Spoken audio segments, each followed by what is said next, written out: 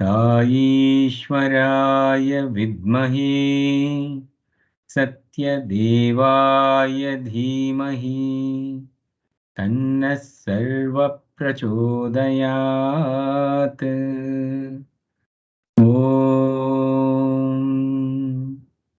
साईश्वराय विद्महे सत्यदेवाय धीमहि तन्नः सर्वप्रचोदयात्। ॐ साईश्वराय विद्महे सत्यदेवाय धीमहि तन्नः सर्वप्रचोदयात्। ॐ शान्ति शान्ति शान्तिः। Swami, we are starting Vahini Sudhamrita Prashanti Vahini Shastras concept. Swami, please be with us. Please speak through us. Please listen through us. Our humble salutations at your lotus feet, Swami. Sairam. Sairam, brothers and sisters. Today we are going to discuss about the Shastras. I will share the screen.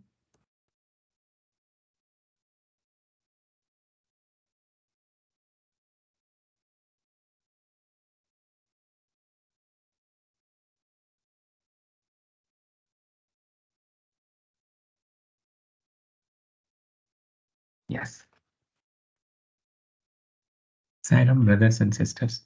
Swami has given very much importance to the Shastras in all his the way how the overall incarnation has taken. The incarnation has given very much importance to the Shastras. And you are all very much aware of it. Let us start our session with Swami's incarnation, what Swami has told about his incarnation. I will read first in Telugu and then we'll go to the English.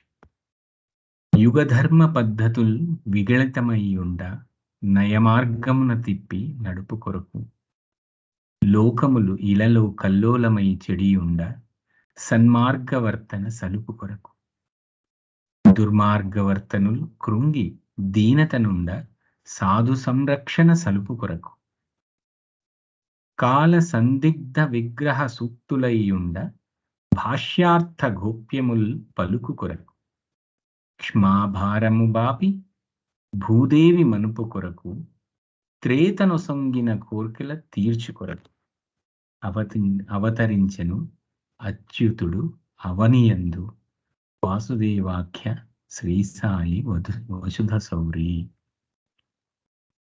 Swami told about his incarnation. I came here.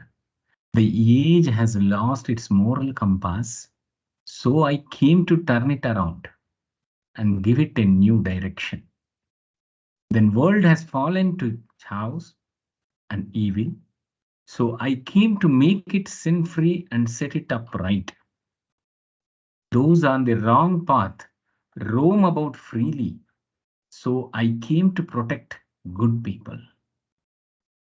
This is the most important point what Swami told. I came to spell out the hidden messages of the sacred texts blurred by time. This is a very important point because this is the context for our total discussion, today's discussion. I came to spell out the hidden messages of sacred texts blurred by time. I came to lighten the burden of Bhudevi.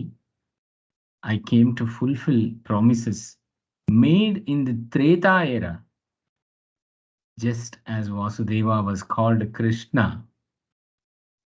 as incarnated as Krishna, on earth, I too have incarnated as Sai. So this message is very profound and very much gives clarity.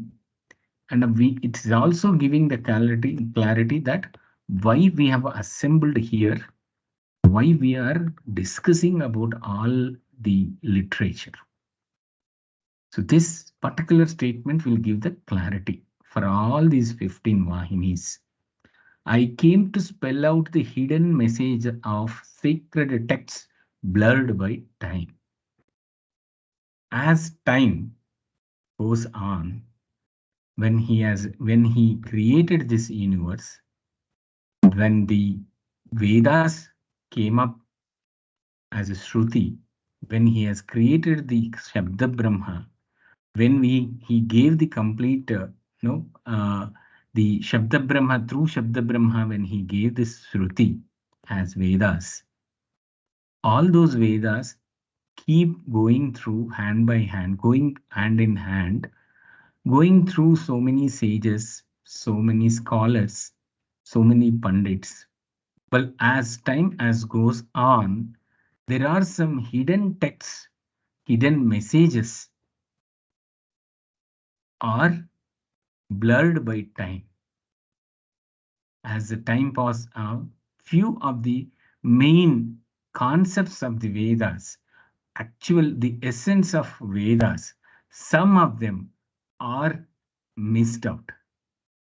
So Swami told very clearly, I came to spell out the hidden messages of the sacred texts blurred by time. So this is one of the Veda Samrakshana, Veda Poshana is one of the main reasons of Swami's incarnations, apart along with the other. Sairam.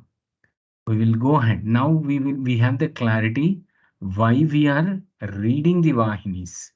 Here, why we are reading the Vahinis? Because in these Vahinis, Swami in his Satyasai speaks, in his discourses, in his Vahinis, Swami has given clarity to all the spiritual texts, which all the Shrutis, what has been given during his creation. So he gave the clarity on this.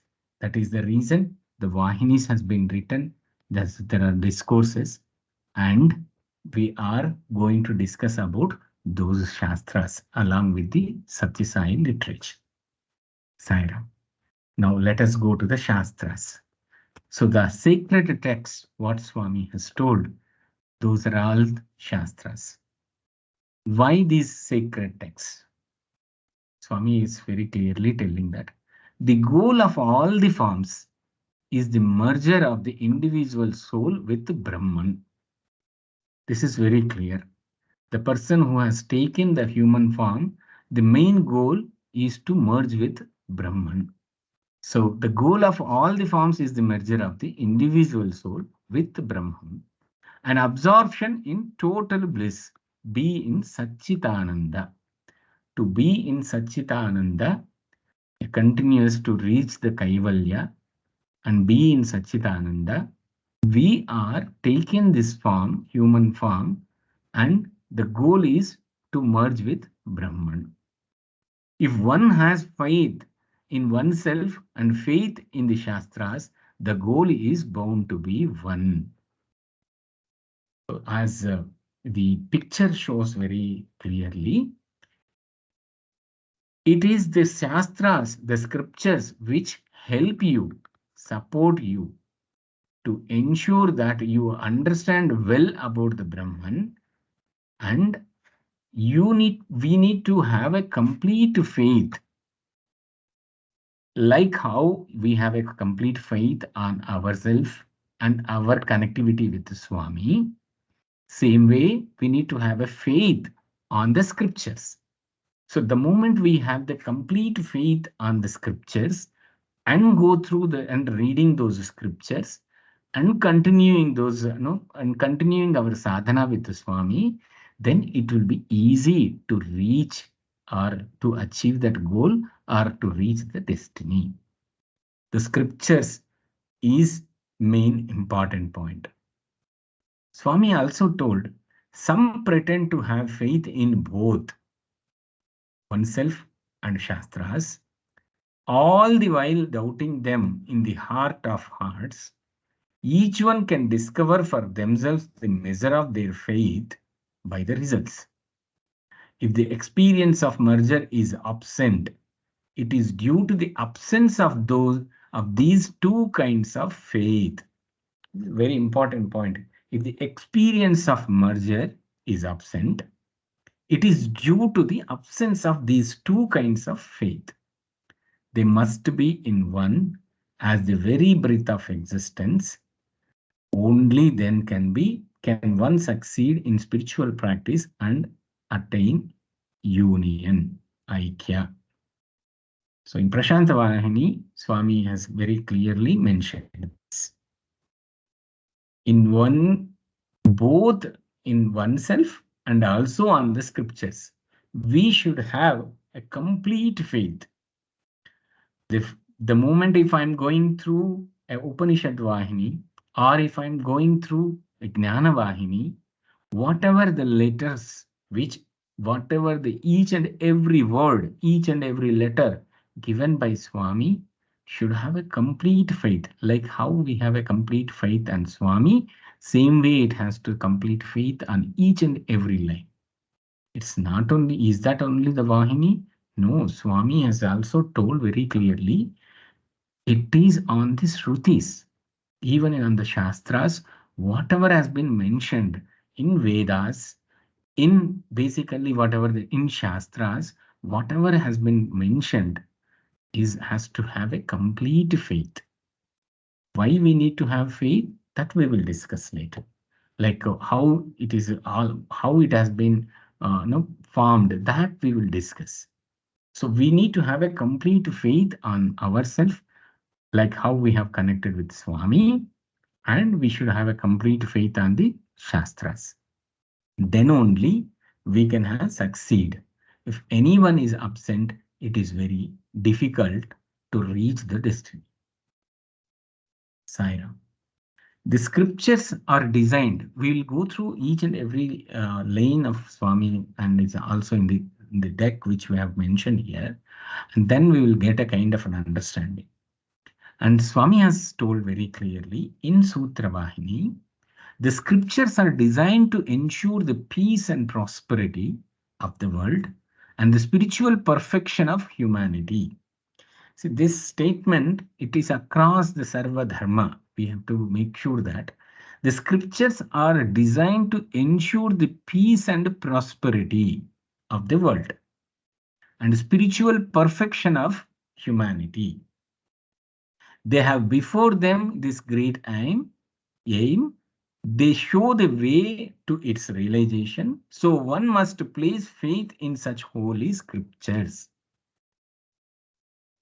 All the holy scriptures, whatever we are going through it, the holy scriptures are the one which has voice of God, which has come as a Shrutis. All these holy scriptures, we should have a very much ensured. Those are all the scriptures. Will talk about the creation of the universe. Will talk about the upliftment of our spiritual practices. Will give a direction very much to reach the spiritual destiny and merge with Swami. So these all scriptures are designed designed for that. So we should be very much ensure that all these scriptures has been followed. And Swami also told, one must place implicit faith in the spiritual dictum. All living beings are facets and fractions of God. To confirm this faith and strengthen it, one must look upon all beings as equal. So this statement, to confirm this faith and strengthen it, one must look upon all beings as equal. This will come as through sadhana. There might be a question, you may ask the question, how I can start looking into equal. So this will be a kind of continuous sadhana. Through this sadhana, through this reading of scriptures, we will be understanding about all living beings are the same. All living beings are having the Brahman. So we will be understanding through scriptures. and also we will be practicing it through our sadhana, then we can get the clarity. How that sadhana is supposed to be done, we will discuss in the next slides. So the last one, which I'm telling you, all the scriptures derive their value and validity from their source, the Vedas. They lay down modes and norms in consonance with the principles and purposes defined in Vedas. To discriminate between good and bad, one must resort to the scriptures. It's very common, right? So, what is good, what is bad? Even the Supreme Court of India also will look into the Indian Penal Code, will look into their judgments, will look into their oral different doctrines as came up as policies. So all these things it will go in a generic world. Let's see the generic world. Even if you look into it, no, basically if you to prove that whatever that whatever you are talking about your subjects, say it is physics, say it is chemistry, say it is maths, you will look into the scriptures, you will look into the theorems, you look into the formulas which has been derived, proved, and it has been existing for the physics, for what various subjects which has been mentioned. So we will look into those books. If I'm telling about one particular concept, I will go and I will refer that. If I'm talking about history, that history is always will be the same. So I will look into that history book. I will look into the physics book. Same like when you are going to take as a spiritual path, if I want to take, if after taking a spiritual path, going through with Swami, when I'm doing a journey with Swami, what I supposed to do? When I have any kind of a question, when I have any kind of a clarity is required, clarification is required, I will look into the books, the scriptures. Those scriptures are came from the came as a voice of God, that is Vedas. So this is how the introduction basically about why these are, what is the importance of these scriptures and how it helps for our spiritual path. Now we'll go one Chinna Katha Swami has told. One day, our Shankara Bhagavad Pada, Sri Shankara Bhagavad Pada, has come to Kashi, and he is along with his disciples, and he is going to take a bath, holy bath in river Ganga. He is walking. Then he saw a Sanskrit Pandit keep reciting the mantras. He understood that he is very much doing he's reciting, he's chanting the grammar, Panini grammar. So he just he was wondered, and then he felt it was very nice, and then he listened to that, and then slowly he went to that Sanskrit Pandit, and he asked, "Why, my dear one, why you are taking the intensive study of this Sanskrit grammar?" When he asked, then the scholar or the Sanskrit Pandit replied saying that he want to become a great scholar in Sanskrit. Well and good. He's studying the subject, reading the grammar, chanting daily. He want to become a scholar. So that by becoming a scholar, what you will be, what you want to become later. That was the question from Shankara Bhagavad Pada.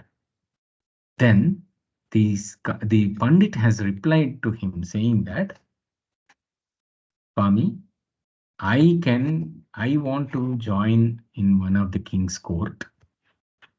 I want to showcase my Sanskrit knowledge, and then so that I will get more money, I can earn more, I can get more wealth, I can be, I can live happily with that wealth. What he is reading? He's going through the Sanskrit Panini grammar, and also he is reading the Vedas. But what is that?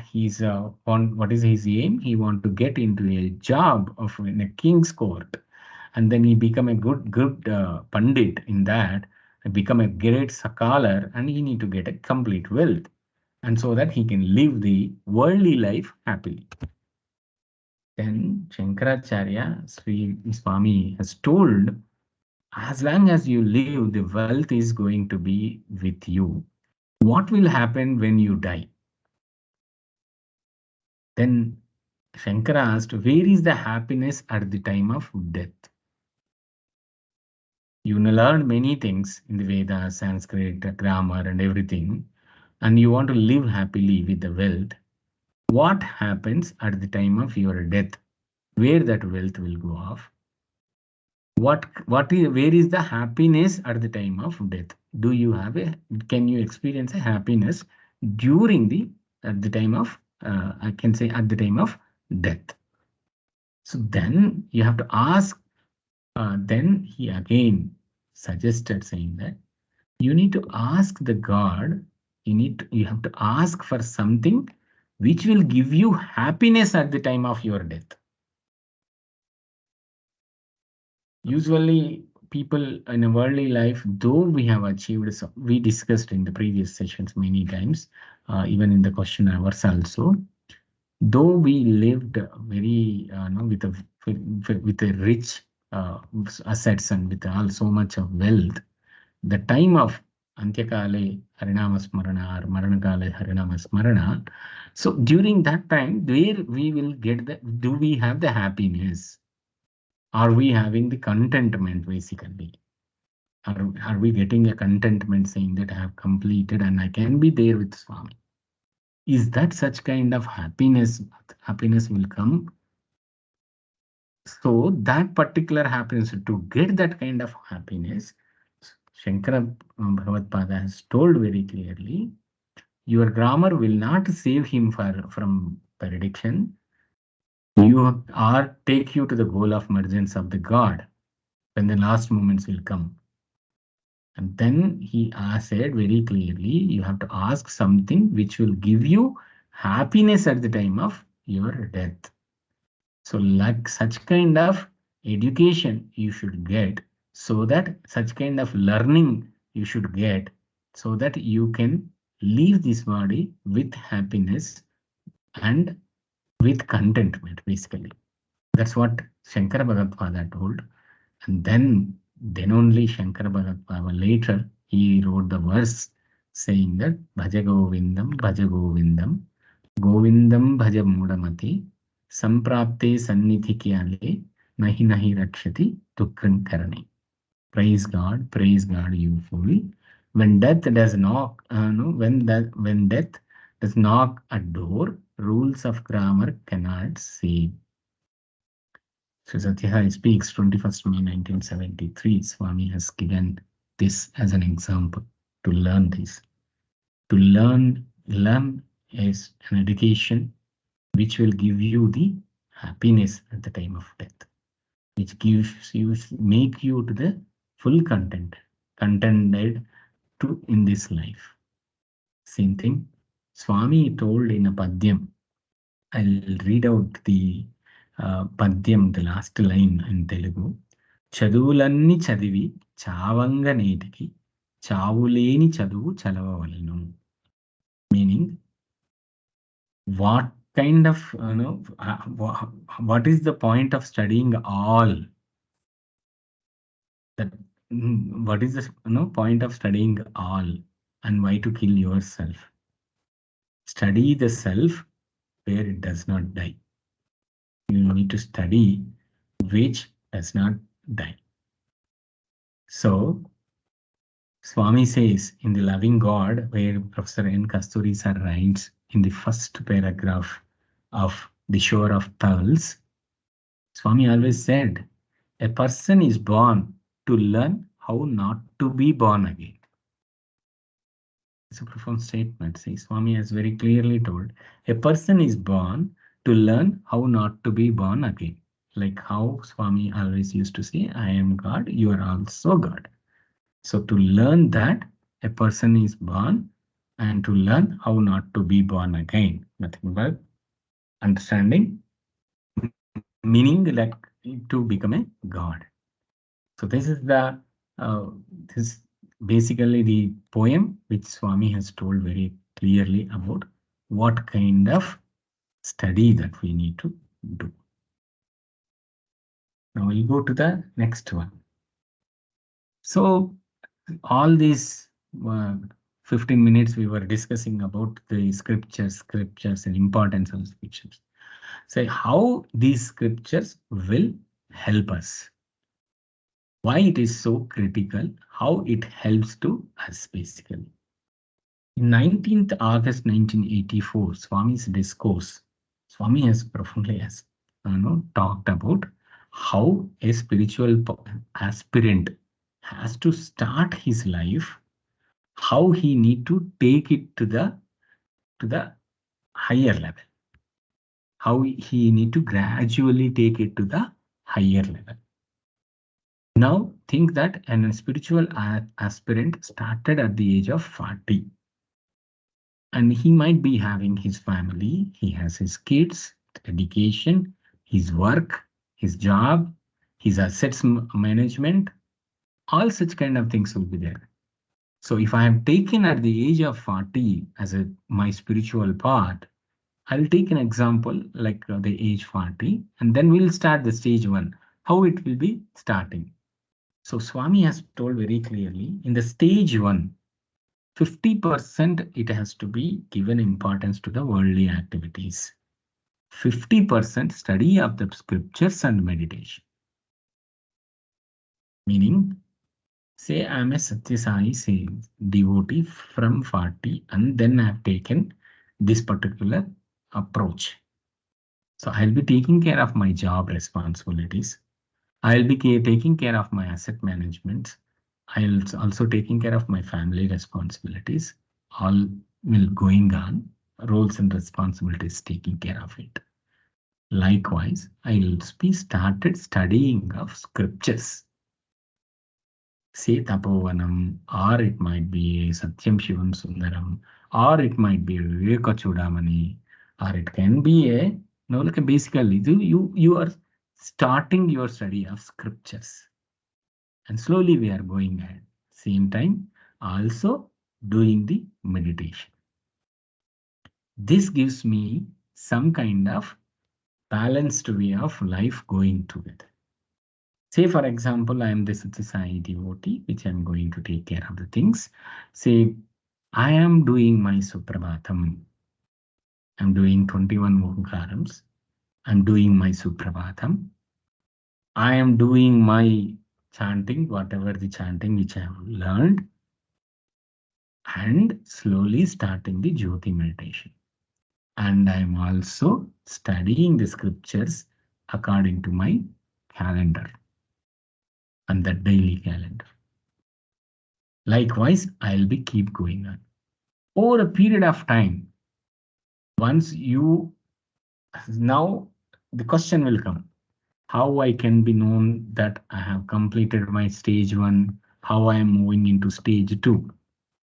The personal experience, whatever that you are going through with the scriptures, with the meditation, with the continuous integrated awareness with Swami and worldly activities, that will take you to the next stage. We will automatically will be understanding that importance of that particular scriptures, particular meditation will make you to occupy with those particular practices. Slowly, this will eventually will happen with worldly activities will get reduced because why it will get reduced? Now I'm getting a kind of a clarity about my assets, whether that my assets will be with me or not, how much I'm attached to those assets, how much I'm attached to my family, how much I'm attached to this job related work and all those things, which gives the clarity with the time which I'm going to spend with that time, slowly that it will reduce to 25%, and slowly the study of the scriptures time will increase 50%. So Swami told very clearly, make it to the 50%. It will eventually will happen. It is not we going to decide, saying that it will eventually will happen with the practice. 50% of study of the scriptures, and it will go to the 25% of the meditation, and 25% will be the worldly activities. There is a crux in this basically, which we can understand. I hope you are all understanding this. Swami is a Leela Sutradhari, or we can call it as Natana Sutradhari. He explains in a beautiful way, which we will think that in a suddenly we will connect into the world and what will happen to my activities. So I'll come to the stage 3. 50% meditation, 50% study of questions.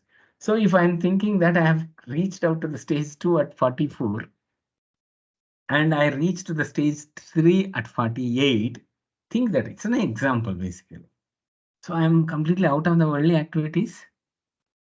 No. Your worldly activities will be continuing. Thing is, this 50% and this 50% of studies, you are continuing that, you are not seeing that activity as a worldly activity at all. I might be working in my company. I might be taking that company, but I treat that as a worship. I imbibed that as my worship only. So there is no significant worldly attachment. This worldly attachment is in Swami is already occupied that. So though I am doing my daily status report, if I am talking, if I am giving my presentation, my quarterly review presentation to my customer or to my senior management, my Satya Dharma Shanti will be there in that particular presentation. I am doing the worship only of my job. So my study of the scriptures will be continuing as a 50%, which is giving an understanding. I am in my sadhana. Your meditation is nothing but sadhana. I am doing my sadhana. Continuously integrating with the Swami. I might be moving with my customer various locations. I might be visiting my senior management with the team. Please note that here I means it's not Mahindra Bhashya. I means the spiritual aspirant. So the spiritual aspirant, whoever this I is definitely is working completely integrated with Swami. So he's continuing his sadhana, he's continuing his scriptures knowledge. Why scriptures knowledge? Because he is continuing his sadhana, he will be getting so much of questions. I might be doing a performance appraisals. One person will come and say, hey, I have done this much of work for you. He'll say this because of you or because for you. I've done these activities 1, 2, 3, 4, 5. I've done this kind of performance. Why I have not been recognized? Why I have not been graded? So you to give the answers, right, with all these things. Same way, a patient will come and then say, boss, I'm continuously coming to you, but my disease is not get reduced. Same way, a customer will come and say, chartered accountant, boss, you could have taken something, a support, you could have saved some more money of me, and you made me as I know more taxable to the government. So various roles which we are taking. In all these way, we are going to give through our sadhana, we are going to give. We are talking to them with a spiritual aspirant only. So those you are worldly arrogants, we are completely. And what happens in stage 4, you are completely merged with Swami. So you are going to treat everyone is the same. Everyone has a Swami. Treating as a kind of. Now you don't require a study of scriptures because you have come to a state of mind saying that all those scriptures are already imbibed in you. Like how Lord Sri Rama, we think that the Veda portion, basically the Ramo Vigrahavan Dharma, why we have told, why we have everyone has praised him, why they saw all those things, Veda Purusha, why we have told. It's very clearly whatever he tells, it is whatever he talk, it is according to the scriptures, according to the Paramatma's creation. Whatever he do, that is according to the creation. That is already mentioned in the scriptures. Same way the stage food. So this particular slide is very important for our life. Whether we understood the Vedas or not, this is very much important for our life. Though we are going through the worldly activities, do the scriptures, then slowly get importance, start sadhana, looking into everyone, all beings as same, and then you will come out of this totally, completely worldly related thinking, applying Swami in your worldly activities also, and then that sadhana continues, and then the study of the scriptures will be imbibed in you, and then you will go completely merged with Swami, and that continuous integrated awareness will go on, continue on. When wherever you are getting question, there is no question in the stage 4. That's what Swami told in the left part. For spiritual seeker, it is not easy for the mind of man immersed in worldly concern to turn God. Meditation, that is your sadhana, repetition of the names of the Lord, that is whether you call it as Namacharana or Namasmarana, because Namasmarana, to get the Namasmarana, we need to work a lot on the meditation sadhana, we will be getting the Namasmarana. The bhajans, group singing and devotional singing, reading of scriptures and other such activities are designed to purify the mind so that it can concentrate on God. So the scriptures and sadhana. The sadhana, Swami has told very clearly, bhajans, where bhava will be there, where it is, basically the meditation, where you will be, will be going through with Swami, and reading of scriptures, getting the clarity on our practices. And then we are continuing so that the mind will get purified. How this mind gets purified, we will go and discuss in the next Vahinis. There is a lot of uh, material, a lot of content is there where Swami will give the clarity how to purify the mind also. So the second thing is, so basically it is also the spiritual discipline that Swami said. So as a field must be properly planted and prepared for sowing to reap a good harvest, the field of our heart has to be rendered pure and sacred through good and holy actions and sadhana. If it is yield the fruit of divine wisdom, there are 4 stages in the spiritual journey of the God. These 4 stages we discussed. So it is very critical to study the scriptures so that our sadhana will be getting modified, improvised, and our mind, cleansing of our mind will continuously improve. And then at the end, you will be having the complete understanding with Swami, and then you will be seeing the world as Swami only. That is the reason it is so critical to study the scriptures. Now let's come to the next one, say Shastras. So what are those scriptures? What is available for us to go through this? So those scriptures are, here we have given the glimpse, the measures, the Srutis.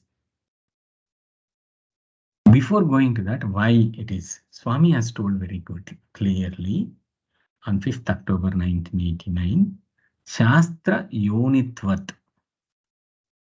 Divine can be known only on the authority of the scriptures. This actually, the essence of this particular statement will be known only when we understand the scriptures, Shastras. We'll go through, we'll study the Shastras. And if we study the Vahinis, this statement will be very much easily will go into our Chitta. Shastra Yonitvat. which means it is you can experience God. How a Rishitva, how a from Manavatva to Mumukshatva to Daivatva, how we can do the practice, how we can do the journey through these scriptures only. These scriptures only has the authority to make him as a divine. So also to experience the divine also through the scriptures knowledge. You will be doing sadhana, but you will be get known that you are going through in a right path through the authority of the scriptures. What is the meaning of Shastra? Swami very clearly told. Shastra is that brings back the memory what has been forgotten. Which means prior to the taking the birth in the womb, we might be keep thinking about our previous janma that I have not utilized properly, and also the one which we have not gone through the scriptures. Those are all been whatever has been forgotten as a human being, what's supposed to be taken, what's supposed to be learned, those are all have been forgotten. So those are will bring back the memory. It will bring back the memory, which means it is already there in the memory, but it has been covered by many worldly things. Swami is very clear in that cleansing will be done and it will bring back the memory that you are the divine. So Swami clearly told about Shastra Unitvat. Now, what is Shastras?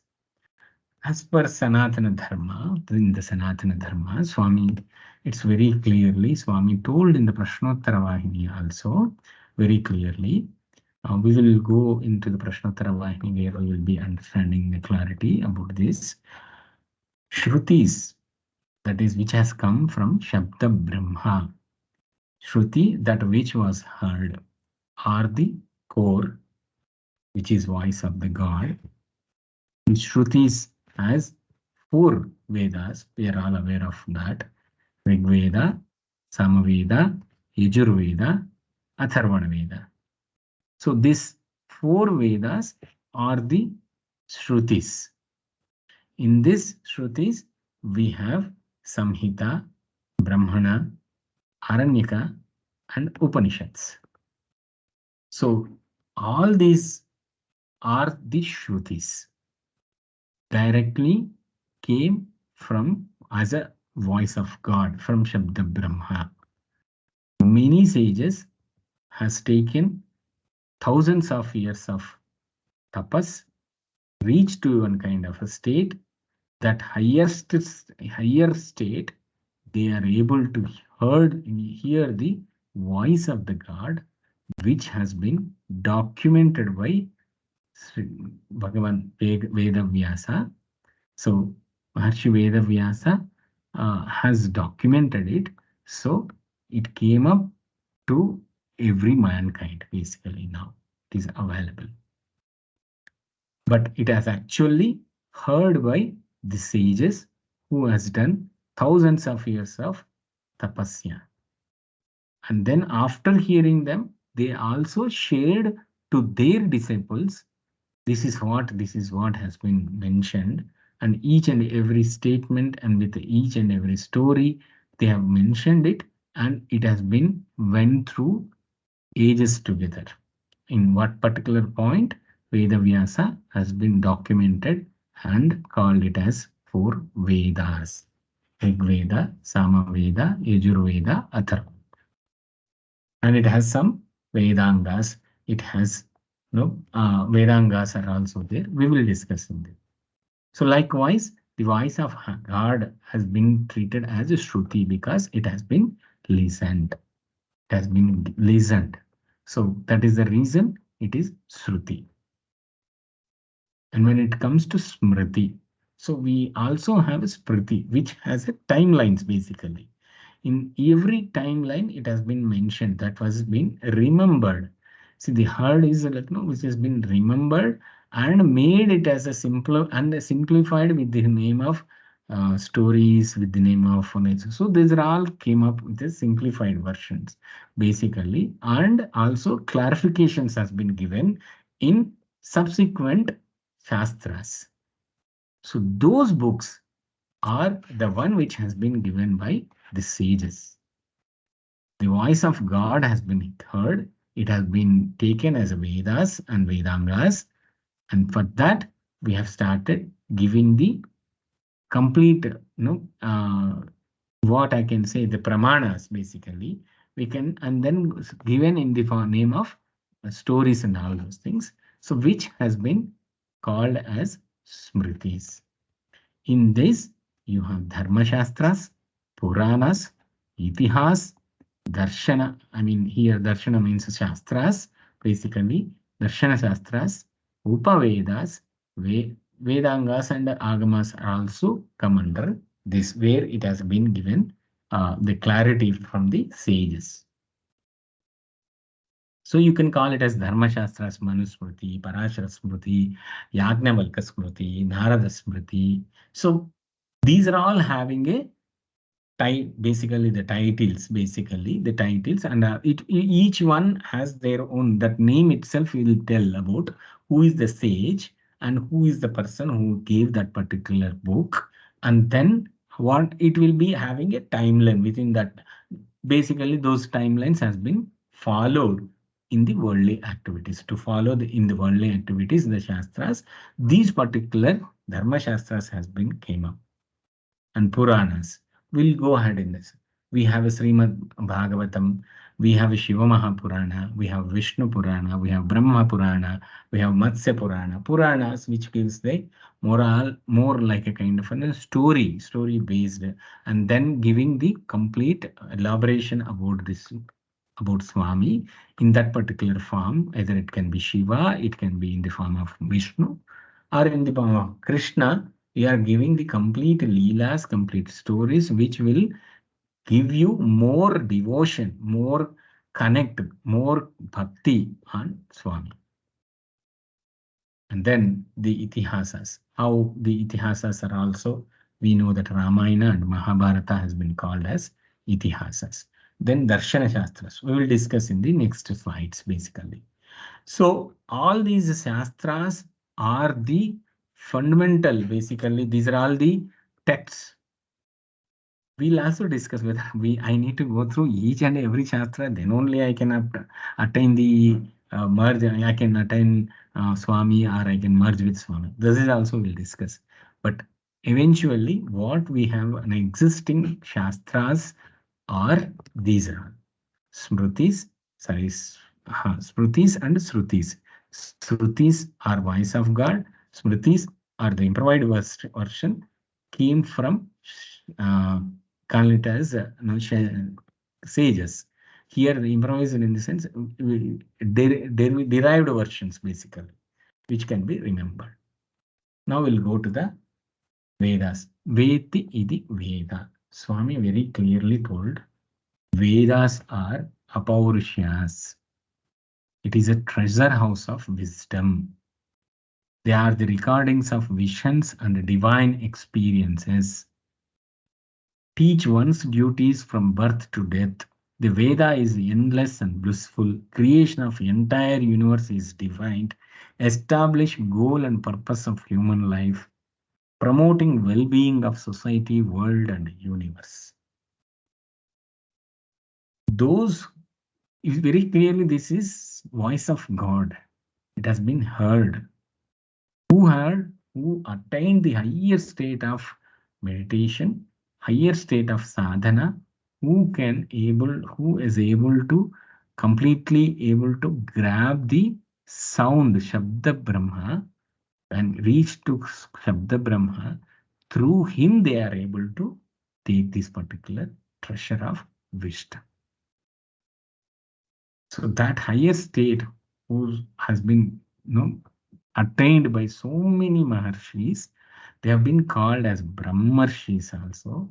And we have a great example of the Rajarshi Vishwamitra, how Vishwamitra from a king to Brahmarshi, how he has been evolved. That also we have an example. So these are all like those who reach the higher state of that particular state, there they are able to experience it. And they have experienced, they heard, they experienced, they practiced, and they have made it as yes, these are all the pramanas. That is also they have taken care.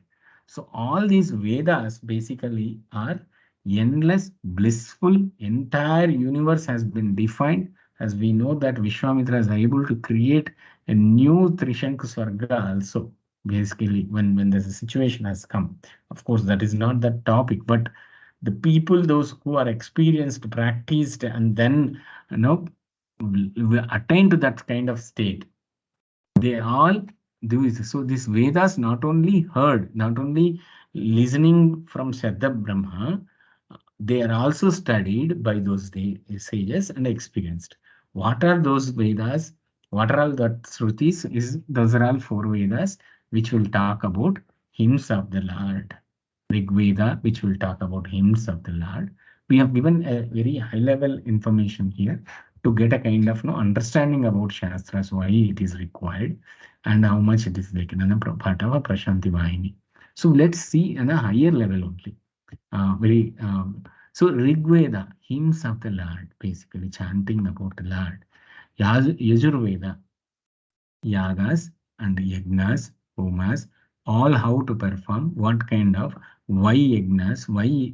So all these things has been explained in Yajurveda. Samaveda, where it is more like how to chant, what is the way it has to be chanted, which is in a musical notations, basically. So Samaveda is more like a musical notation, which will give you the understanding of, in Samaveda, which will give you the clarity about the mankind, how he need to do the upasanas, how he need to acquire the Brahma Vidya, all those things will come in Samaveda. So Chandogya, Kenopanishad, all come under this Samaveda, basically. We will come to that particular discussion. And then Atharvana Veda, performance of yoga, Ashtanga yoga, come under the Atharva Veda. So if you look into those four Vedas, very clearly, which is giving you what is the practices that I have to do to as a mankind, as a human, what is the practices that I have to do, that gives the Atharva Veda to make more effectively and then very much connected to the universe. What I supposed to do, that gives the Yajurveda. And then to understand the complete Brahma and all those things, which gives the Samaveda, and then we'll go to the Rig Veda. So you have all these four combinations will give you complete understanding about how a Manavatva to Daivatva, how I can reach out. These four Vedas will give the clarity. In these four Vedas, we have the divisions, that is Samhitas, Brahmanas, Aranyakas, and Upanishads. Samhitas are the hymns. Those who are going to the Veda practices, they will be very much aware of it. What are all the Samhitas? Collection of hymns. Whereas Brahmanas, compilation of mantras, rituals, and yagnas come under the Brahmanas section. Whereas Aranyakas, where the discussion between the various, supreme, various, various sages, I can say, various sages who attained a state where they have practiced, experienced, and then got the pramanas by practicing Vedas. During the discussions between them, there, if it is discussion, that contemplation and dialogues, I mean, the discussion between those sages of higher truth are all come under the Aranyakas or Aranyakas. And then the Upanishads. Upanishads are the doctrines of non-duality and the repository of highest knowledge. Each Upanishad has various stories, various practices has been explained to particular for each and every human to practice and to attain the ultimate destiny, to reach the ultimate destiny. So Upanishad are the doctrine of non-duality, Advaita philosophy basically, which means you and God is the same, like what Swami always used to tell.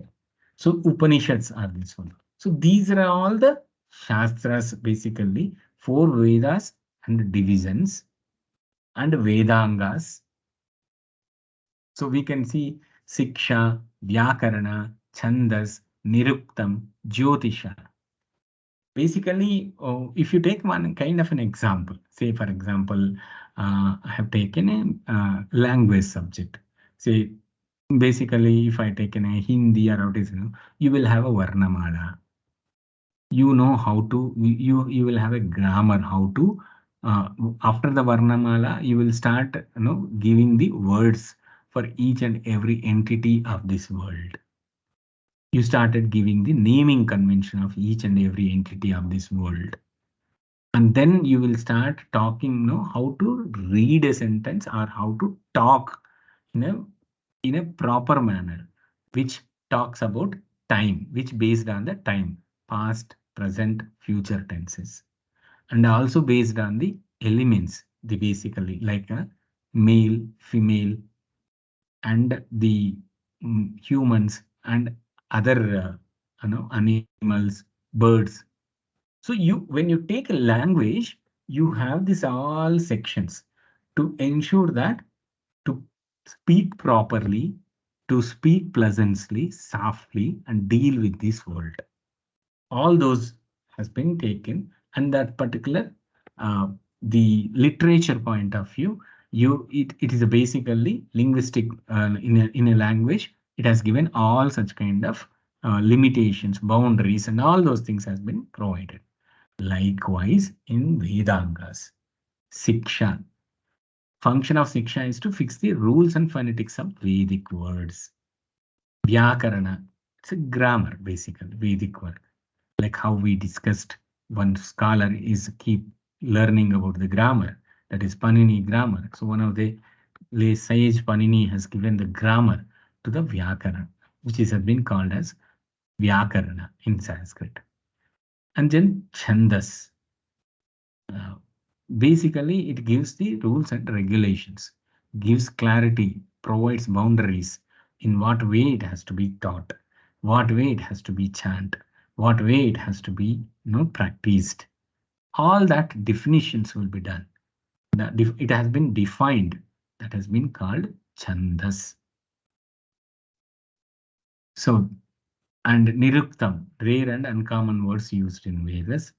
Jyotisha, disposition of planets and stars in time, and Kalpa, action of above 5. So these are all the Vedangas, which has came up as a separate. Again, it has been defined like this way. It has to be very.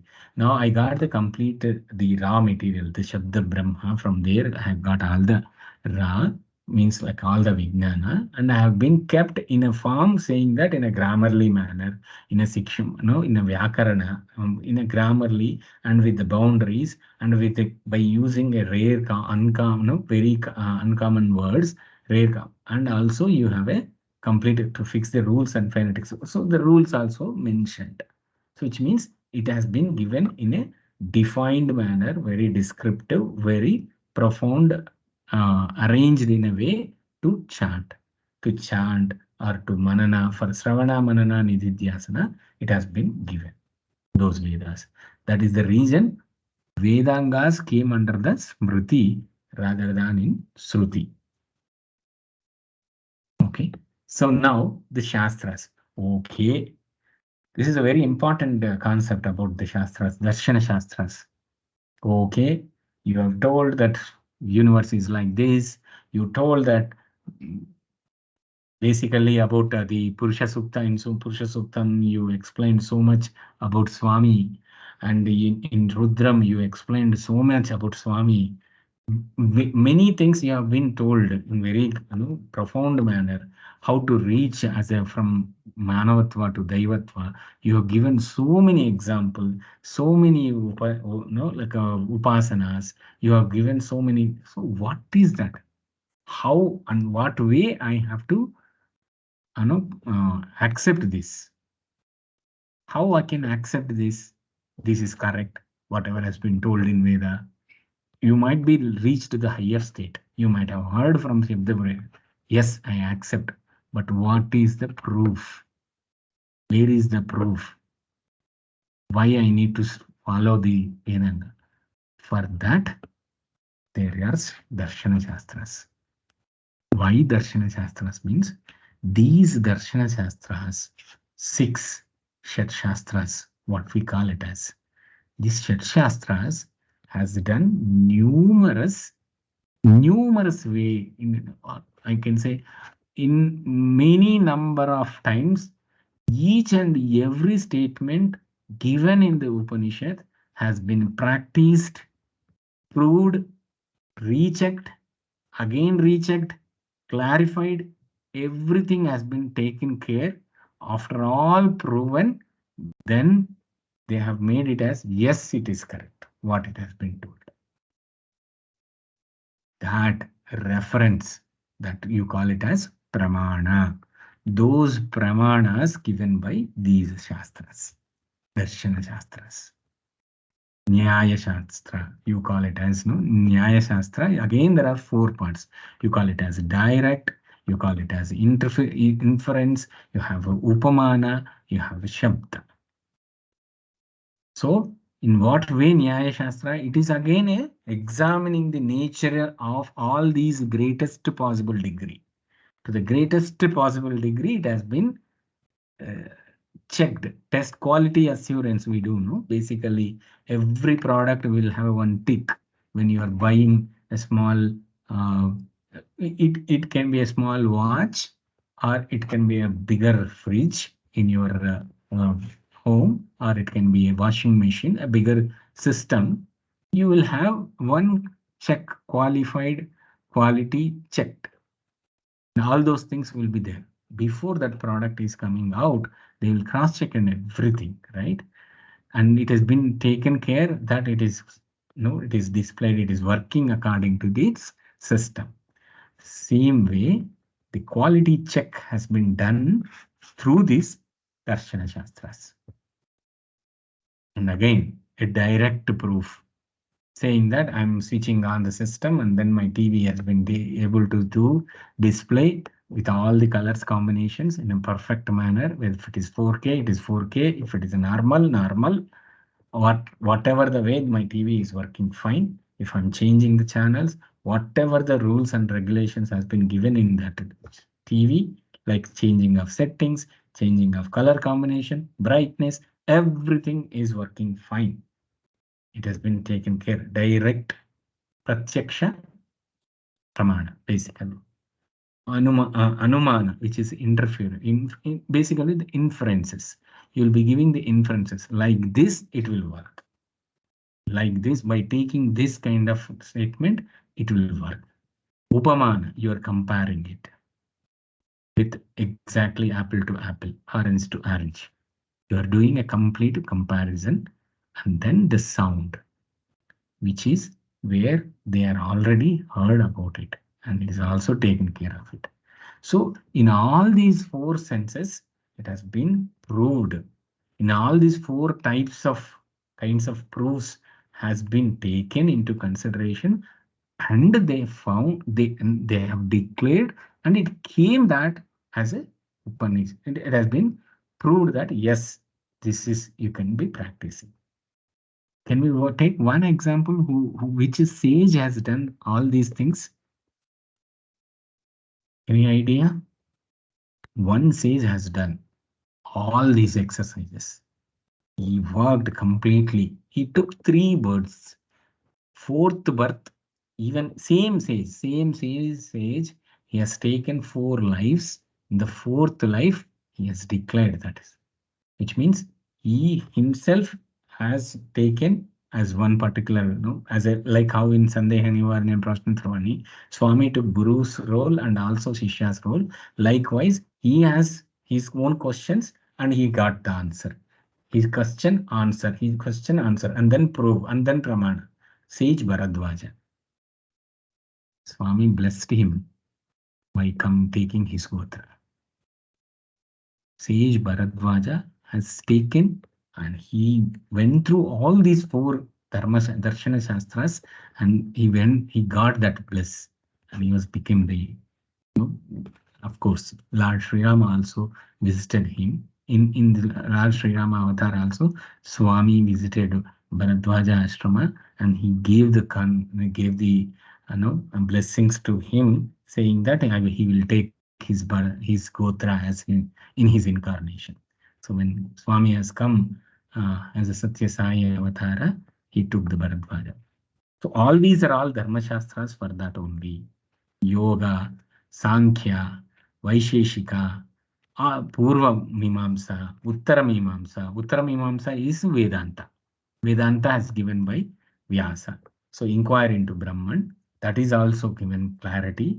Yoga, Astanga Yoga, where Patanjali has been proved through Astanga Yoga, you can attain, you can reach out to the destiny, basically going to the Turiya Avastha, going to, so all these things basically. Maybe it is, the session is going in a very technical manner, maybe you will be getting a kind of a boredom, but please go through these 6 Darshana Shastras are the one which will prove, which is basically, these are all the proofs they have verified, and then quality check has been given through these 4 Darshana Shastras. So even Sankhya Shastra also, like 5 Gyanendri, why we go for a 21 Omkaram, why we go for 108 chanting, why we, so all these Sankhya, basically, that Sankhya Shastra also will talk about Jnanendriyas, Karmendriyas, 5 Pancha Pranas, Panchagni, all will talk about these things. So these are all the Darshana Shastras which will give the clarity. Now we'll come to the Upanishads. So we have the Upanishad, which will give you again the clarity about the man, how a human can attain the divinity. That has been provided completely with various stories, irrespective of caste, irrespective of the economy status, whatever the all that social evils, when you keep away as a human, from a human to divine, how we can reach, that has been given clarity with the clarity in Upanishads. Isavasyopanishad, Kenopanishad, Kathopanishad, Prashnopanishad, Mundaka, Mandukya, Taittiriya, Aitreya, Chandogya, Brihadaranyaka. Shankara Bhashyam has given on this, Shankara's Swami Shankara Bhagavad has given his Bhashyam on these 10 Upanishads. Each Upanishad will talk about each way, the spiritual wisdom only. So you have various inputs here. There are 180 Upanishads. In that 108 has been survived. In that 10 got popularity and widely used.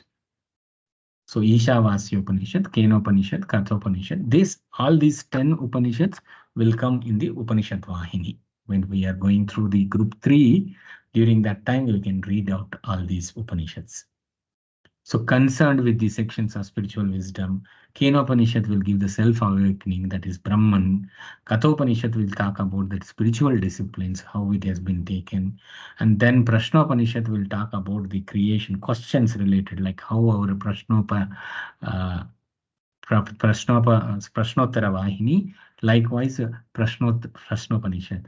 Mundaka Upanishad talks about the how we will be doing the complete integrated with Brahman, how you will be integrated with Brahman, that will be given by the Mundaka Upanishad, because it is a shaven heads, and it has been called it as Mundaka. But anyhow, how you are a spiritual aspirant, a Veda learner, can go to Brahman and integrate with Brahman, that will be taught by Mundaka. Mandukya, leading to salvation. Taittiriya, knowledge of Brahman. There are various, all these 10 Upanishads will talk about completely about how a mankind, human, can attain divinity. It's various, so we will discuss in detail. So likewise, Swami, in all these Shastras, Vedas, Vedangas, I'll take the pointer. So the Shrutis, Vedas, and we discussed about Vedangas, we discussed about Darshana Shastras. Of course, we have these Dharma Shastras, Puranas, and Itihas. We have you all already part of it, basically. So Swami told very clearly um, in Upanishad Vahini and also Satyasai Vahini. These are all the texts which has been grabbed from Satyasai Vahini and Upanishad Vahini. So these are all the three. Basically, Prasthana Traya is very much important. These are all the fundamental texts what Swami told. Upanishads, Bhagavad Gita, and Brahma Sutras. We have 11 Upanishads. See, we discussed in here 10, and then Brahmanubhava Upanishad. 11th one is Brahmanubhava Upanishad, which Swami has told in Upanishad Vahini. So 11 Upanishad, which has 18-15 verses altogether. And you have a Bhagavad Gita, which is Gita Vahini. We have in Gita Vahini, we will be discussing about the essence of Bhagavad Gita that has 18 chapters, 701 verses. Brahma Sutras, which we are going to discuss in the Sutra Vahini, has 4 chapters, 555 verses. So these three are very important for any spiritual aspirant. That's what Swami told. These are all the three fundamental texts that we need to understand. So all these things, all these three is already covered in the Vahinis. So that's the clarity is there. Swami ensured that his devotee, he's a Satya Sai Seva, he's whoever is part of the Satya Sai Seva organization, who going through these scriptures will ensure that he will get all the essence of this. So this Upanishad, Gita, and Sutras are already covered in the Vahinis itself. So we can go through this particular one. All these three are the fundamental texts what Swami has told. So Swami is telling they are designated as the three fundamental texts. So why? Because very essence of the very core of the Vedas, very essence of the teachings are already available. Brahma Sutra or the Bhagavad Gita and Bhagavad Gita contain very essence of the teachings of the Upanishads. So everything is covered here. And Swami also told about in Satyasai Vahini about the Prasthanatraya. The Upanishads are very voice of the God. The Brahma Sutra is the supreme embodiment of the principles and doctrine propounded by Vyasa. Here the Vyasa in the sense it's from the Shruti only. It is the most important text that depict the philosophical doctrines. It harmonizes the entire body of philosophical beliefs. Through it is based on the earliest texts and dissertations. There is no conflict between the earlier and later. In the aphorisms of the Brahma Sutra, each conclusion contains fulfillment of reconciliation. The Bhagavad Gita acts like a commentary provided by God for Vedanta. So Swami has given the clarity what is there in these triple texts and why it is required for the to reach the highest spirituality, why it is required. So Prasthana Traya is very much important. In all these things, again Swami told very clearly, there is nothing higher than myself, O Dhananjaya.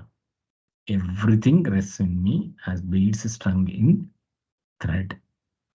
Why this statement here is, we should not get attached to this kind of shastras, to very much amazed by these shastras, having attachment on these shastras, going through these shastras, getting a well versed about these shastras, and getting a kind of a pride, getting a kind of a ego that I have already known.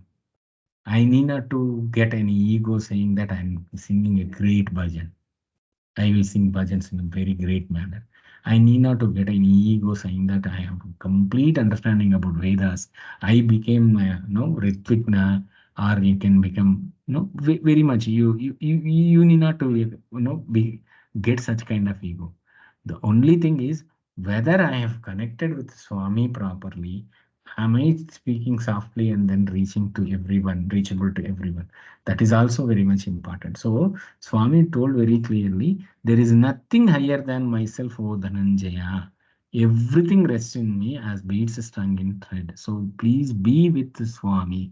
Attachment will be with the Swami only, not with The Shastras. These Shastras are all imbibed in you, get the knowledge and get the clarification of, get the, it should clarify your doubts in your sadhana.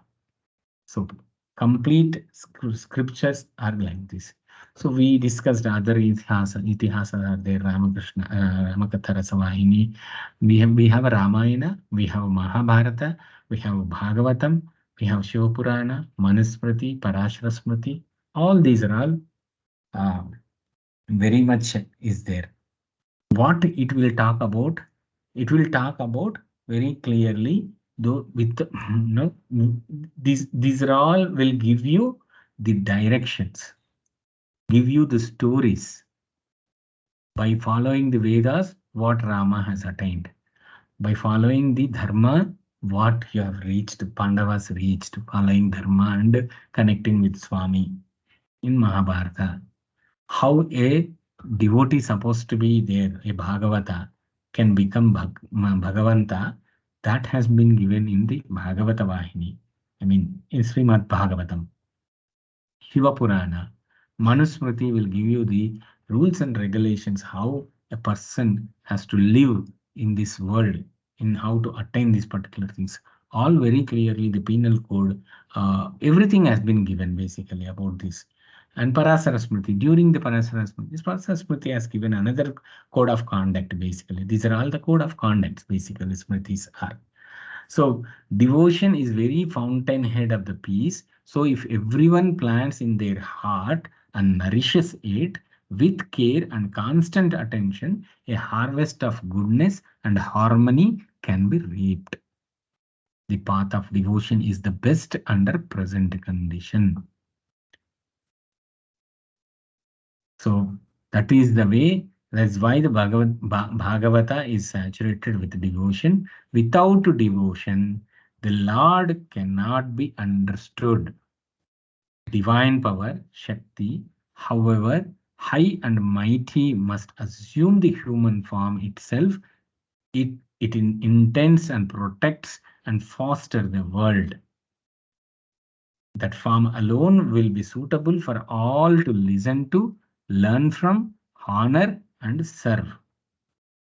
So and the last statement very clear, those without devotion will take that form as merely human, for they cannot grasp the absolute and supreme reality principle. We cannot get the Paratattva. This is why it is said in the Gita. So the Sanskrit, the text which has been told in the Gita very clearly.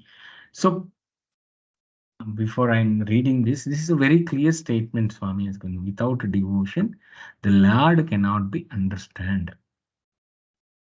So understanding of Ramayana, understanding of the Mahabharata, Bhagavata, Shiva Purana, anything, even the Smritis, the Smritis also very much, unless until we get connected with the Swami, unless until we do the complete sadhana, we can't understand the actual essence of those texts also. These are all the examples, but again, the way automatically we'll be understanding the smritis, we'll be understanding then we can easily able to understand the smritis also. So, avajananti mam mudha manushi manusham. Sorry, I'm unable to read this. Param bhavan. So basically, I gave this text. Basically, I'm unable to read this. Sorry. So this particularly the statement has been given Gita. Swami has mentioned in the Prashanti Vahini in our text itself very clear.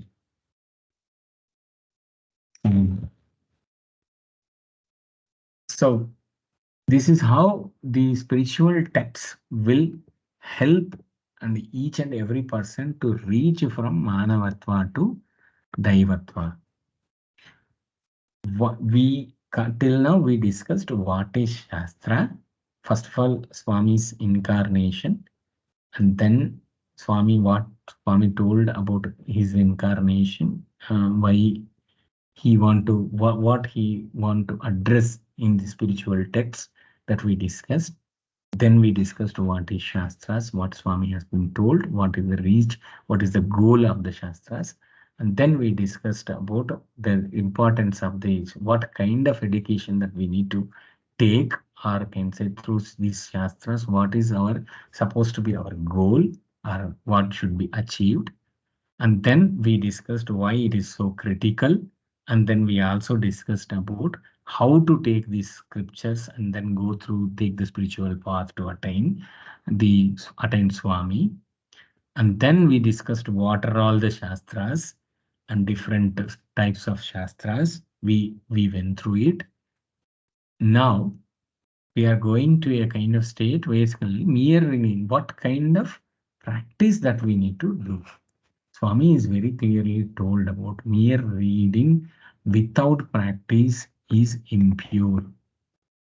I might have learned so many Vedas. Might be a Ritvik. I might be a great scholar in Vedas.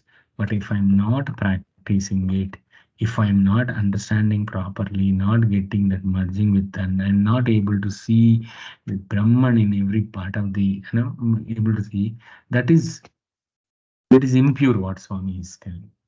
We can take an example of Ravana and Rama. So Swami is very clearly telling that Paravidya lenide Aparavidya asampurnam, Aparavidya lenide Paravidya asambhavam. What is Paravidya? What is Aparavidya? Very simple statement. Aparavidya talks about worldly knowledge.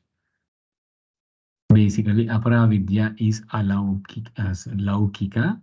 Paravidya is Alaukika. Parama Ananda, Paramananda. Adbhuta, Paramadbhuta.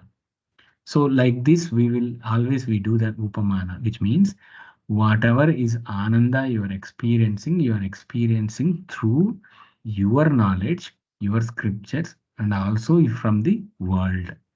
Paramananda, which you are alaukika, which you are completely, that ananda is Satchit Ananda, which you are practice in your sadhana. By connecting with Swami, whatever the ananda you are getting, that is Paramananda. Same way, Adbhuta, Paramadbhuta. So all this, when the moment the word start, the higher state of knowledge, the Parama, Para, whatever the other is, nothing is more related to your experiencing with the world and also with the your sadhana, basically. So paravidya lenide aparavidya asampurnam, aparavidya lenide paravidya asambhavam, which means whatever the aparavidya which you have gone through the scriptures knowledge, without that scriptures knowledge getting a clarity, and then without that paravidya asambhavam, reaching to Swami is merely impossible. Paravidya lenide, aparavidya asampurnam. If you are not experiencing these, this one, then by reading that particular scriptures also is like a incomplete. You are not getting that. So incomplete it is. Likewise, Swami has told knowledge without action is useless. Action without knowledge is foolish. So it's a clear statement. Mere reading without practice is impure. It is not pure. You getting the purity of mind is very difficult if you are not. We need to get the purity of mind, chitta shuddhi, by word, deed, and basically, right? Karmana, basically, by word, deed, and mind. All these three karana shuddhi supposed to be there. So Swami told in the Prashanti Vahini very clearly, those who claim to have faith do not conduct themselves according to the scriptures and nourish them. Consequently, goodness and purity, satvikality, have gone out of the world, and wicked habits and degradation have gained the upper hand.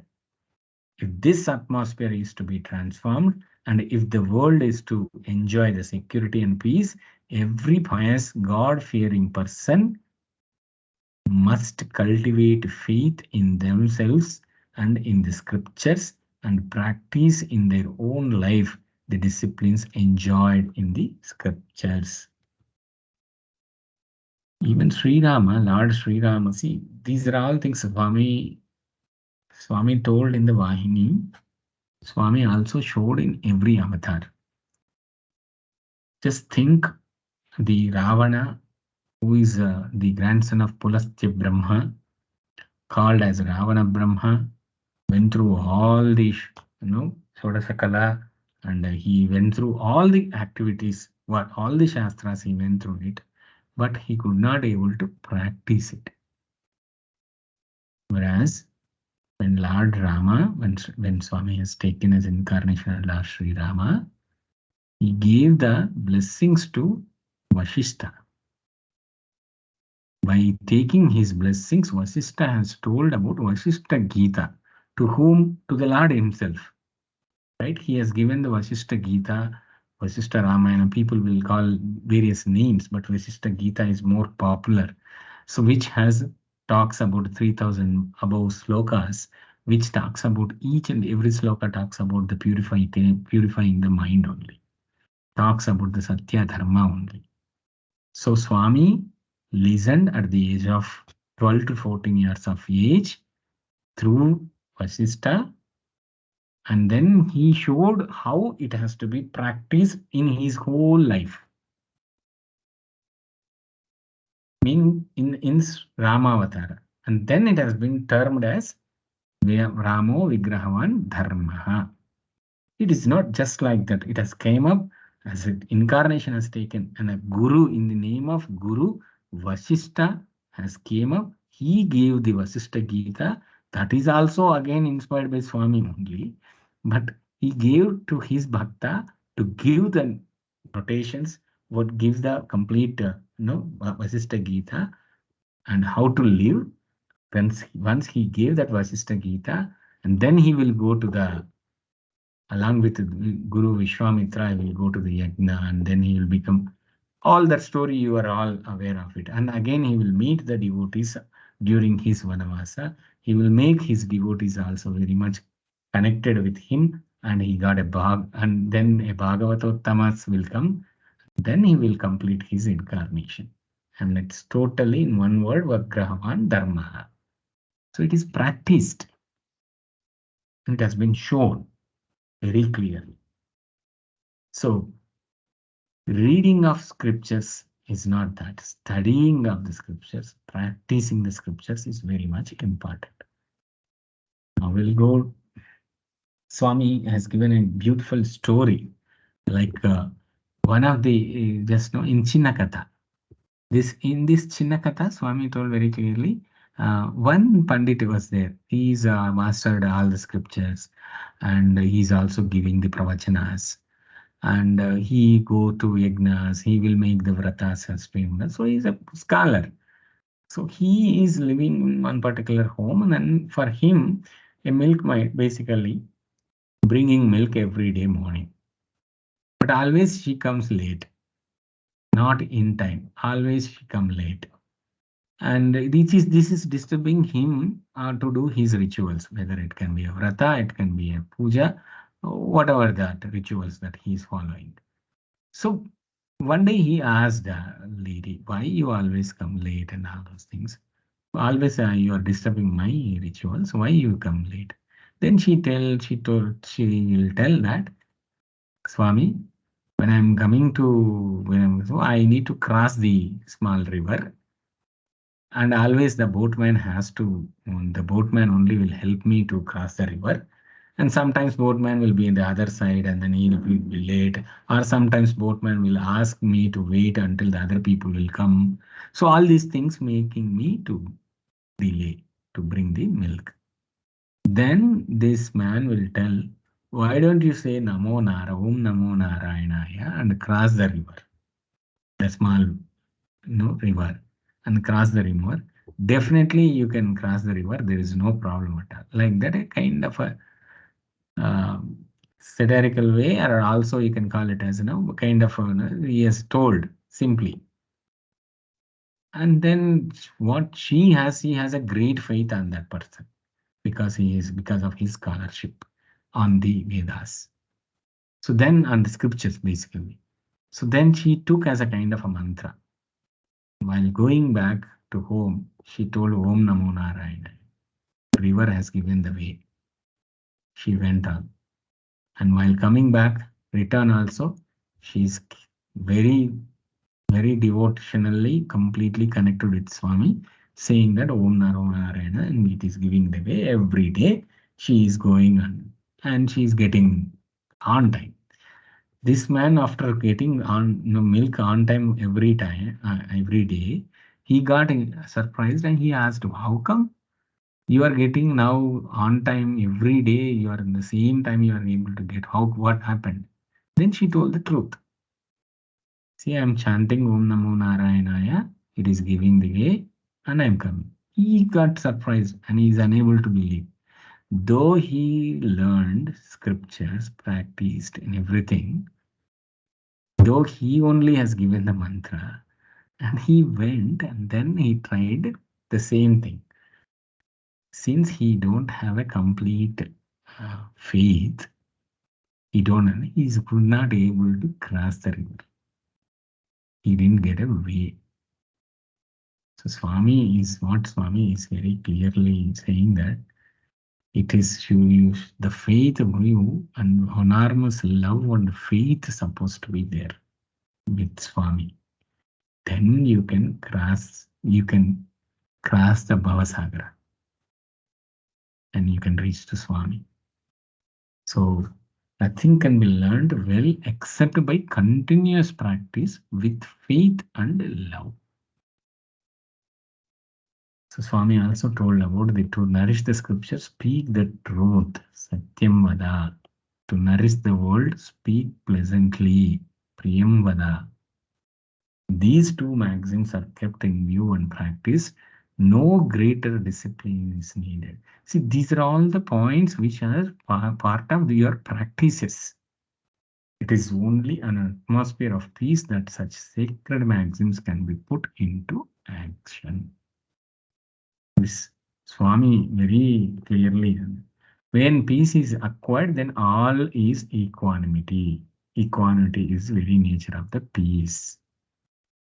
So in the Prashanti Vahini, what Swami, when you are reaching to the higher level of peace, the highest ones, that is nothing but your Satchit Ananda, and then the Prashanti, which you are reaching where with the state of silence, state of peace, where it is as equivalent to Brahman, in that particular state, to reach that particular one, that basically we need to have this steady effort.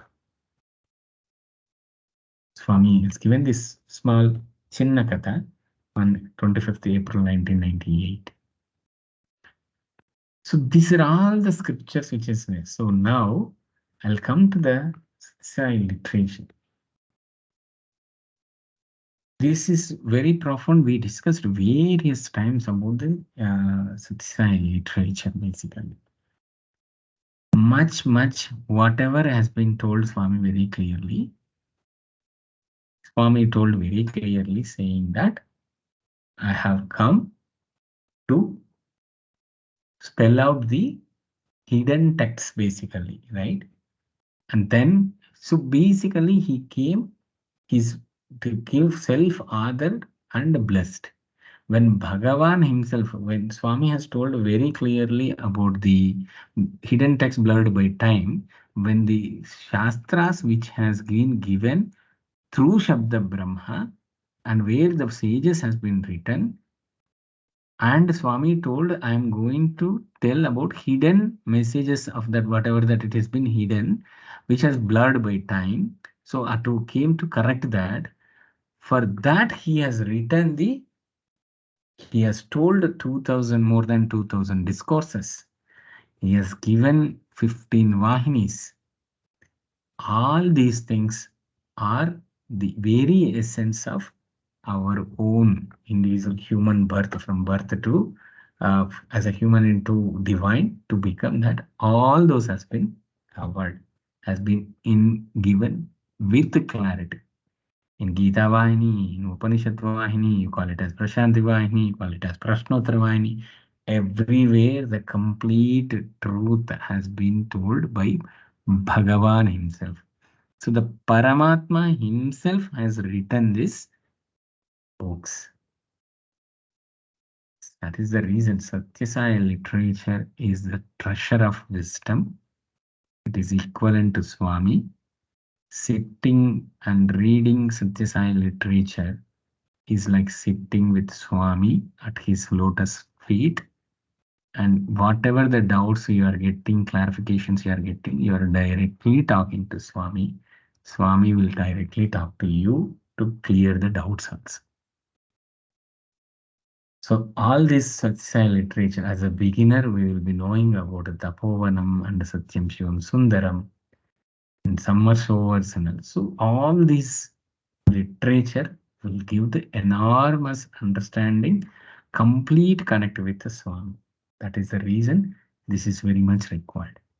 All other books are by practicing, by doing tapasya, by reaching to a higher state, they have reached, they are able to grasp it, and then they made it as it is pratyaksha pramana. At the same time, there is a kind of but here Bhagavan Paramatma himself has written this. So this is the highest the proof which is correct. This is what we are supposed to, we must follow. So this is very much important for every spiritual aspirant, whether he is a Satyasai devotee or he is following any other form. These books are very much important for any spiritual aspirants because it has been written by Bhagavan himself. As we saw, this Satyasai speaks. Swami has given first discourse, which is not recorded, that is on 26th October 1947 at Karur. The recorded first discourse is on 17th October 1953. See, in 1996, Swami has given 73 discourses in 75 consecutive days. Just remember, Swami never give a discourse by sitting. He will stand and then he will speak. Think that 75 consecutive days he is standing, he is talking, he is giving his discourse. 73 discourses. Minimum, if you take 1 hour, he has took almost 75 hours. He stood for us and given that particular discourse. 35 discourses on Gita Vahini in 1984. Swami has given, I think it is 36. I'll reach out, recheck. But overall 35, 36 discourses has been provided on Gita Vahini. If I look into the total discourses, it is more than 2000 discourses. None of the avatar has given this much of clarity. No avatar has given in any after creation of this universe. None of the avatars has given this much of clarity, this much of discourses. Swami again specifically mentioned summer showers to energize the youth, to give the clarity to the youth, to resonate the youth. Swami has given so many messages in summer showers.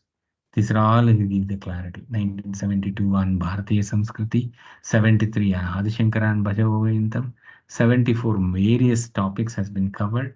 76 Ramayana, 77 Ramayana, 78 Bhagavatam, 79 Bhagavad Gita. Likewise, all Upanishad, multiple talks. Swami has given so many summer showers and made youth to get understanding about Hide, Bharatiya, Sanatana, Samskriti, and how he need to move from again. I will repeat the same, Manavatva to Daivatva. And Swami wrote the Vahinis, which we are going through it. We are such a blessed persons where the other people in other yugas, in other ages, people has taken hundreds of thousands of years of practice, sadhana, tapasya, and then they attained this kind of knowledge. And it is Bhagavan made it ready and given in the books in the name of Vahini. Means eternal. It will continuously, it is always continuously flow. It is a continuous flow from when? From his incarnation. Which incarnation? The one which when he had created the universe, from there, this continuous flow, Vahini, is there. That Vahini, Swami has named this 15 Vahinis came. Prema Vahini, Sandeha Nivarani, Dharma Vahini. We are all having these 15 Vahinis. All these 15 Vahinis took 26 years. When it started in 1958, February 16th, if it is takes, then it has been ended in April 1984. 312 months, 26 years, which covers everything. Prema Vahini covers everything. Sandeha Nivarani gives, clarifies the doubts. Dharma Vahini, whole Dharma, how Rama became Vigraha and Dharma Vahini is there. Upanishad Vahini talks about all Upanishad. Gita Vahini talks about the essence of Gita. Bhagavata Vahini, how a Bhagavata become Bhagavanta. Ramakatha Rasavahini, such a beautiful Ramakatha, how Swami has explained about his own incarnation. Very, very lucid way and an excellent way, basically. Bharatiya Paramartha Vahini, which has been renamed as Satya Sai Vahini. Of course, Swami started as a Bharatiya Paramartha Vahini. After various days, and Satya Sai Vahini also Swami started. Later, it has been merged and then it has been named as Satya Sai Vahini. And then Vidya Vahini, Sutra Vahini, and Chivarla, last Sri Leela Kaivalya Vahini. Why, how you attain the Kaivalyam also has been very much explained in Leela Kaivalya Vahini. 312 months, 26 years. What else we can talk about scriptures? We are all such a blessed souls that we have completed 1 year of course. Second year, we are continuing the Vahini Swadhyaya and we are experiencing the Vahini Sudhamrita. So, all these scriptures are to elevate our humanity, transform that into Mumukshatva, transform into Daivatva, and then reaching Swami. These are all the Shastras has been given for that only. So the last story which I want to say, Swami told in 22nd November 1985. You can see the date of that particular and the significance of this particular story also. When Mr. His astronaut, Mr. Michel, who from America, who has a very much enthusiasm to go onto the moon, always admire on the moon, and he want to become an astronaut, and he became an astronaut. And then as a one part of his roles and responsibilities he has been as an astronaut, he went to moon. From at the moment you saw the moon, it is completely dusty, nothing is there, not even you can't live without your astronaut dress. Without wearing that, you cannot live also. From there, he saw looked into the earth. Very clearly, it is so brilliant, looking so bright, and looking very like like Swami has told, vast carpet of blue velvet on the moon, looking like this. And it's a diamond, a brilliant diamond set against a vast carpet of blue velvet. Huge, brilliant diamond, like a bright one. It is looking so beautifully. Experience that spectacle. He showed free tears. The reason is the way is born as such a beautiful and brilliant land. Why we are so ignorant, evil-minded beings? Why we should like rise from that pure, beautiful soil? Why we are not able to understand? We found the answer in man's fascination of material things, ignoring the cultivation of good qualities. How these good qualities will come? The qualities will come by your sadhana, reading of scriptures, continuing your sadhana. So that's the story basically. So we may not go to the moon, we'll go to the Swami and then let's see experience. And then let us go through the Vahinis in a very profound way, understand that so that we can understand all Shastras, whatever we discuss now in a pleasant way, and we can connect and we can observe whatever that Swami has blessed us in this life. So the last one which I want to read, it should be realized that whatever scholarship one may possess, whatever the position or name one may have, without righteous conduct, all these are all meaningless. Right conduct is only thing that really matters.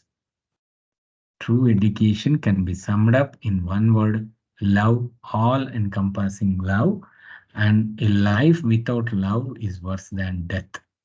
Worldly knowledge is undoubtedly necessary, but it is not all.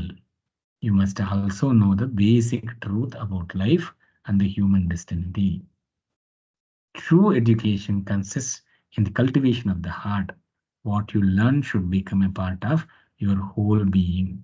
Only then will you give a sense of fulfillment and establish complete harmony in thought, word, and deed.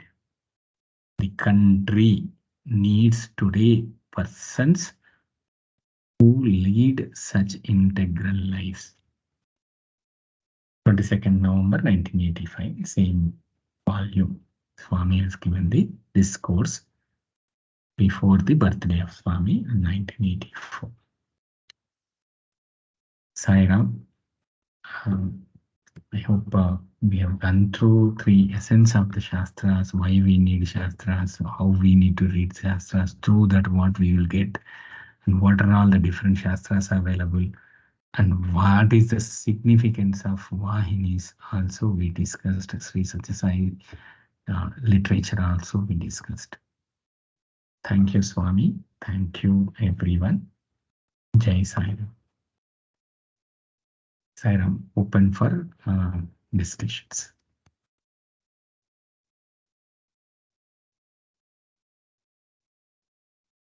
Sairam, brother. Sairam. Sairam, thank you for very nice description.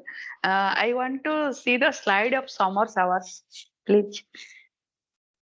Okay, I'll put that.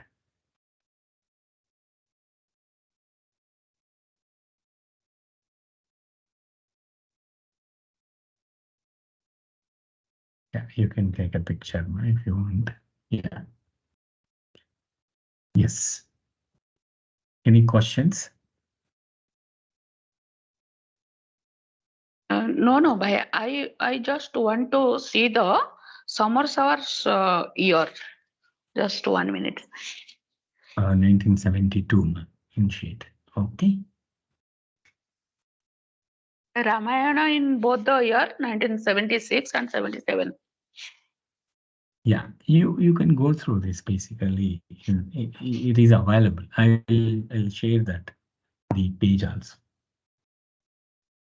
Okay.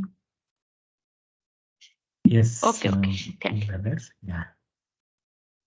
Sairam Sapna sister. Sairam sir. Yet another beautiful session, sir. We are really blessed to be listening to the so many beautiful Swami has given so many things. We need to just a glance, we have Janma's Punya, like we are hearing all this. And sir, Vahinis, that only I wanted to ask, are these all Vahinis available online? Summer showers, I'm asking, sir. The summer showers are available, ma. I will share the basically I'll share the URL so that you can go through it. Okay. And one thing, sir, are you sharing the recordings? Are you sharing the recordings? We are not getting. Yes. No, we'll give the record. It's already recorded and it is available in the drive. I will share after a week time. Give me a week time. I Okay. will share with So all the all details. Prashanti Vahini will be given together, Will be Prashanti Vahini, available. because Yes. Yes. I have missed 2 sessions due to some Samiti level programs. So I couldn't So join. we will connect. We will connect and then we'll share the audio files information in a week time. And we will Yes. also have a question and answer hours, most probably in the next week. And then we will go through it. Okay. Okay, sir. Sir, everything is arranged for 27th, right, sir? Accommodation, everything. 27th. Yes, ma. All this list, whoever is coming, all that list has been shortlisted. We have still given some more time till 10th, that is tomorrow. And 11th, we are going to submit to the accommodation team. That these Okay, are all sir. the people is Fine. coming. And it's a usual hope most of you guys are already, you're all might have attended various programs. Likewise, we will be giving the complete list to the accommodation office and we will be having the registration also there. And you will be taken care basically, accommodation side. Some identity card will be given or something there. Okay, the related to this program, we will have a separate call in the next Okay. question and answer hour. We will discuss. Now let us Thank you, focus sir. on the Sairam. concept only. Yeah, Sairam, Sairam. Sairam. Sairam, Sairam, Narendra sir. Sairam sir, the Shastras is explained very well, sir. All the sessions are extremely good. Only request, sir, if we can get all the PDFs, we will be able to revisit the sessions again. Sure, sir. Because You on will Shiksha be portal having that only. today itself. Yes, Okay, I okay, sir. have not uploaded these. I will make Okay, sure sir. that all the PDFs are in the today night itself. Yes, Okay. sir. Thank you so much. Sairam, sir. Sairam, Thank you. Sairam. Thank you, Narendra sir. Thank you. Sairam, Sister Vinita. Sairam sir. So as I understood, today was the last session for Prashanti Vahini. Yes, this is Shastras is last, and we will have a quiz. And going forward, you will also have a final exam on this Prashanti Vahini. Okay. We are So for the working on group various two, things, no? Starting the new group, working for the certification program. A little late about publishing a quiz and final exam. We will give you that details. Okay, sir. And group two, what are all the other Vahinis? I just wanted to. Prashanti Vahini, Okay. Jnana Vahini. No. 1 minute, ma. I will show you the complete list so that you will have the clarity. 1 minute. I'll just.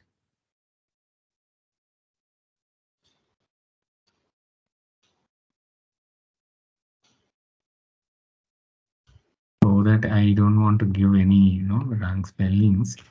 So this is our group 2. Okay. Prashanti Vahini, Sandeha Nivarani, Prashnottara Vahini, Satya Sai Vahini, Vidya Vahini. Okay. Group 3 will have Prasthanatraya, Gita Vahini, Upanishad Vahini, Jnana Vahini, Leela Kaivalya Vahini, and Sutra Vahini. Okay. Yeah, in the portal, I saw also the Sandeha Nivarani and all. So I was just wondering whether that is over because I missed one of the sessions. Okay, sir. Thank you. Fine. Thank you.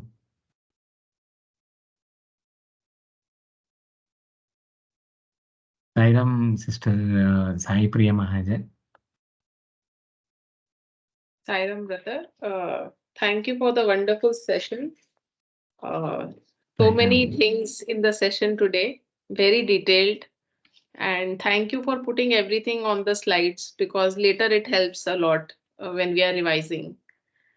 Brother, in this slide on mere reading without practice is impure, I just wanted to confirm the meaning of the lines Paravidya Lenide Aparavidya Asampurnam, Aparavidya Lenide Paravidya Asambhavam. Yeah. Can you please repeat the meaning of this? Because I mean, I understand that the two are related, the English knowledge without action is useless. I think these are related, but this is not the literal meaning of these lines, right? If you could share the literal meaning. Yeah, it's a literal meaning point of view.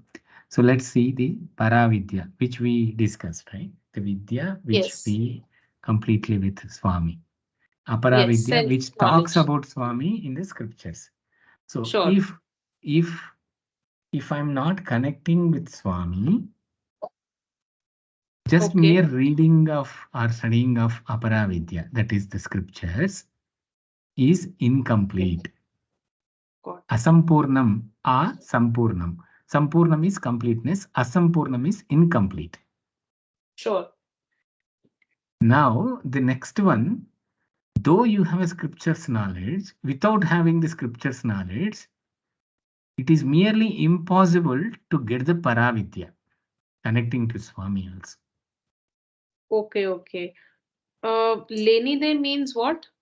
Without, basically. Without. Without having, without, basically. Which you don't have, basically. Now it makes sense. Without having the Aparavidya, it is merely impossible for Paravidya. Getting the Paravidya. Got it. Okay. Very simple, like without learning till 10th class and completing the post-graduation, it is difficult to get the scholars, right? Same thing, Got it. Paravidya is like getting, so it's a kind of a cycle. Understood. Okay. Thank you very much.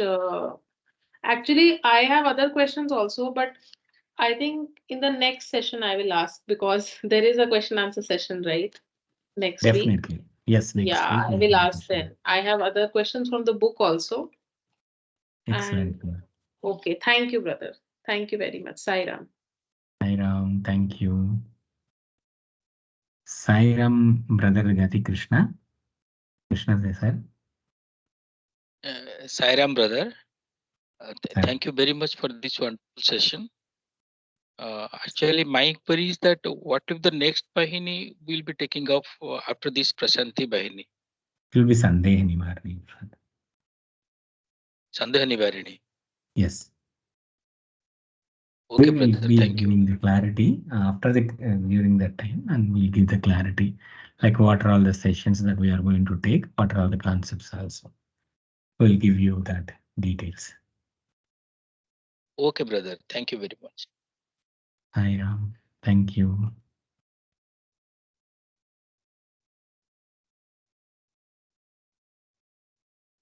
Hi Ram, brothers and sisters. Anybody has questions?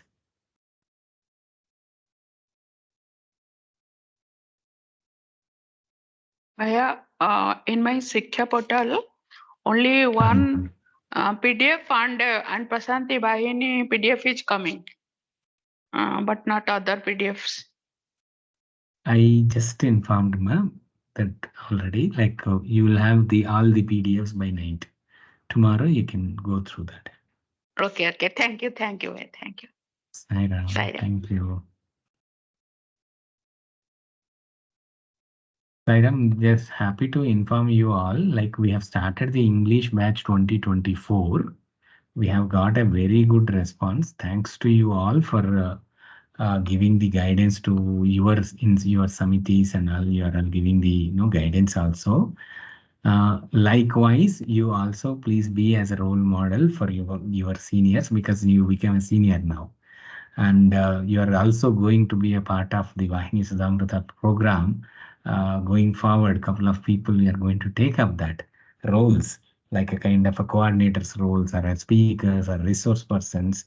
So you're all going to be the treasures of Vahini Sudhamrita. So please ensure that you also give a guidance to your juniors as part of the course, I'm saying. Thank you very much for encouraging everyone to join in the Vahini Sudhamrita. If no questions, we will wind up the session. Sai Ram. Please let me. Sai Ram. My Samiti, I suggested 5 people to join. Sai Ram, thank you. They are all loving it. Yeah, they all contacted you and they are all loving it. They are all thanking. But they should Yeah, thank so- Swami for the yeah, so if opportunity. we are all in the same path. We should Instruments. be only with Swami. Swami We should is be the only with Swami. yeah. In some way, they Thank will you. be guiding us, basically. Sairam.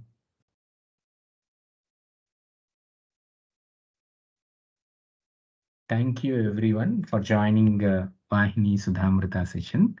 We'll conclude with three Samastaloka Sukhino Bhavantu. Samastaloka Sukhino Bhavantu. Samastaloka Sukhino Bhavantu. Samastaloka Sukhino Bhavantu. Om Shanti Shanti Shanti. Jai Bolo Bhagwan Sri Satya Sai Baba Ji ki Jai. Jai Jai Sai Ram. Sai Ram. Sai Ram. Thank you. Sai Ram, Sai Ram. Sai Ram. Sai Ram. Sai Ram. Sai Ram. Sai Ram.